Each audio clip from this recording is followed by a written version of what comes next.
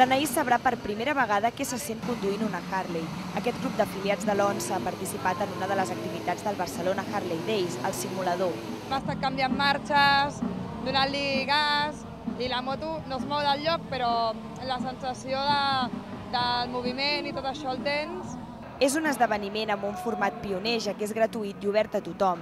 És per això que ciutats com Rio de Janeiro han reproduït aquest model, però des de l'organització destaquen la relació especial que la marca té amb Barcelona. És una ciutat turística número 1, és una relació ja molt llarga i que compartim molts valors de modernitat, de fidelitat, de ser cosmopolites, molts valors molt autèntics de la ciutat.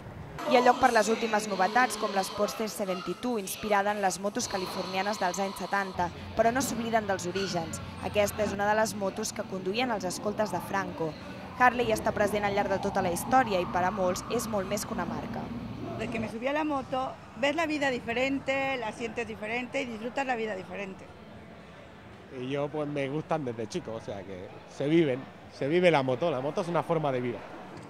Tothom qui ho vulgui podrà pujar una Harley. La companyia deixarà 35 motos per fer itineraris per Montjuïc. A més, hi haurà concerts, concursos i la desfilada de banderes, tot perquè Barcelona vibri durant 3 dies a aquest ritme.